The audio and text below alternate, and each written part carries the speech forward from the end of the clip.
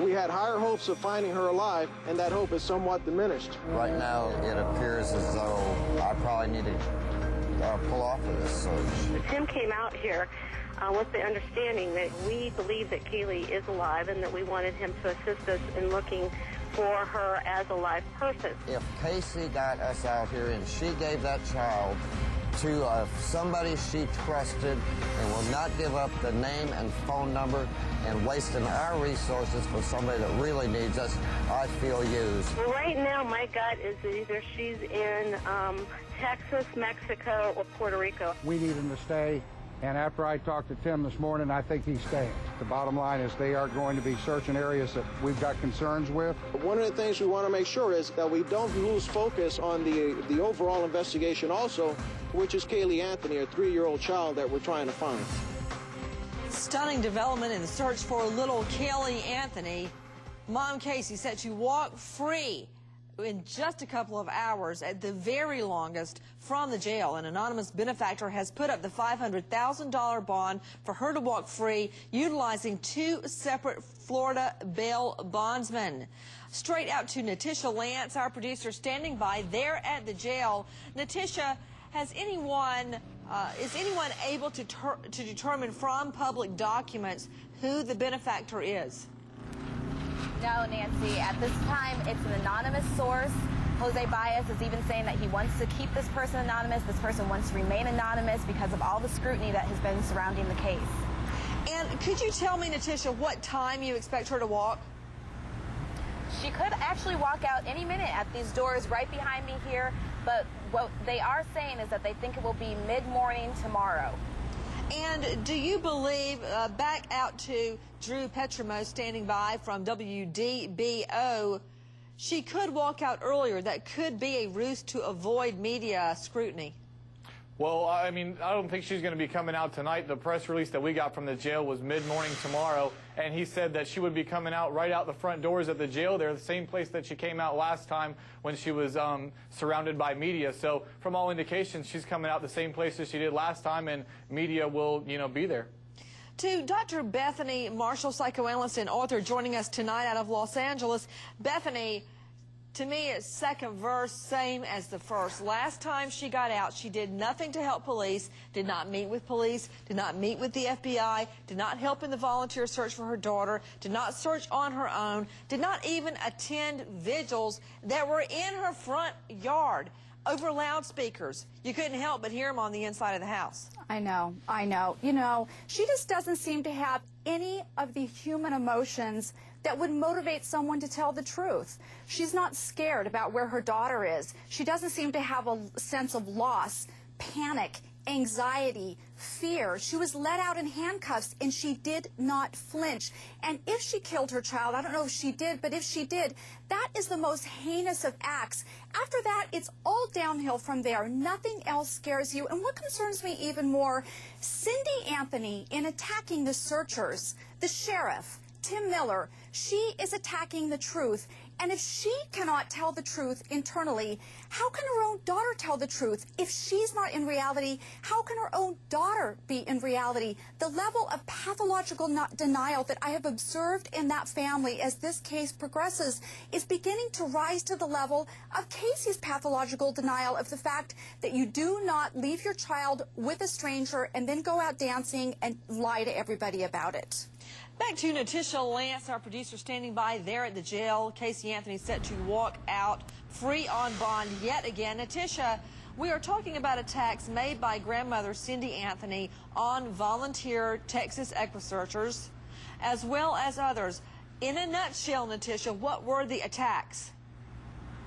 Well, in a nutshell, Nancy, she is saying that Tim Miller and his crew were out here just for publicity's sake, kind of likening him to Leonard Padilla and saying that he had ill intentions, saying that he's misrepresented himself, and also saying that he misspoke by saying that she is not cooperating in trying to search for Caylee, and saying that he had promised her that he was going to look for a Caylee who's alive and not dead.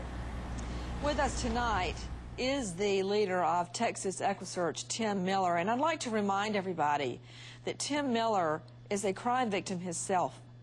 Laura Miller, his 16-year-old daughter, was abducted and murdered North Galveston County, Texas, back in 1984. She was last seen at a convenience store midday. She was going to walk home a very short distance. After nearly 2 years, her remains were found near 3 other dead girls. And many, many times he has stated he wished that even just one person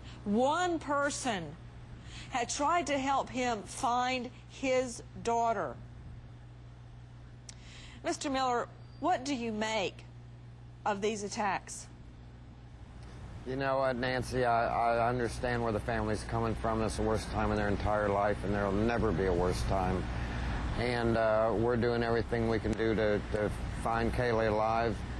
And I know for a fact firsthand we could not get any help myself because the police department had everybody convinced that my daughter was a runaway and she was alive. And unfortunately, she laid out there for 17 months. And I hope that Cindy is right, that Caylee's alive out there. But you know what? From my experience, I'm going to look for Caylee because everybody said my daughter was alive also. So we're going to do everything we can do. We still had people in the Dallas area. We're still working with a company that delivers to all the grocery stores and stuff across the nation to try to get Caylee's picture out there, try to get more leads coming in. But until that time, we are going to search. You asked me a question again the other night, and I got a little upset.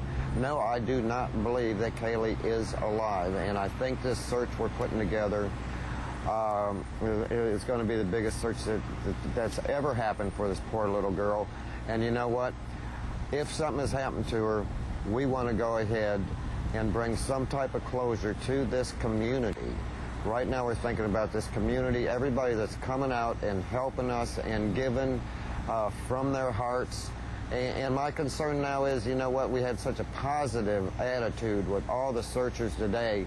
There was new adrenaline. Now, I've got to say, Tim, you have really amassed quite a crew of volunteer searchers. Tim Miller is with us tonight, the head of Texas EquiSearch, a volunteer search team who is combing the area, mostly areas that police have led them to. We are taking your calls live out to Cindy in Alabama. Hi, Cindy. Hey, Nancy, how you doing? I'm good, dear. What's your question? Yes, my question is, with all the evidence against her, why is she keep making bail? I don't understand that. With the evidence in the car, she should still be in jail. You know what, Mike Brooks? I agree with Lenore. The problem is she has not been formally charged with murder. No, she has not been charged at all. It's all, you know, theft charges, you know, the child abuse. She needs to be in jail with the heat put on her by law enforcement. You know, if they didn't do it, she didn't cooperate to begin with. Let her stay in jail. Let her stay in solitary confinement. You know, maybe she'll one day crack, but I tell you what, Nancy, she may never. And back to Natisha Lance, standing by the Orange County Jail.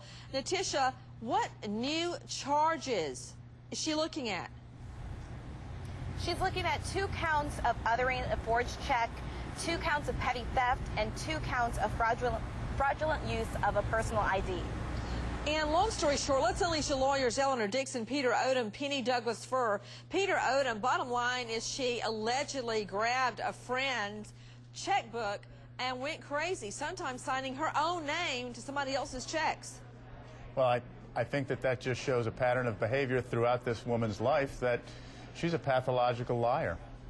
And Eleanor, bottom line, if she gets, say, 30 years for all of these charges, one on top of the other, 15 to 30, she'll still only do 2 or 3 years on theft charges, on bad check charges. Oh, that's right. Why will the parole board keep her in when they have to keep in the murderers? And hopefully she'll be charged with that at some point. And very quickly, Penny Douglas Furr, what's the state waiting on murder charges?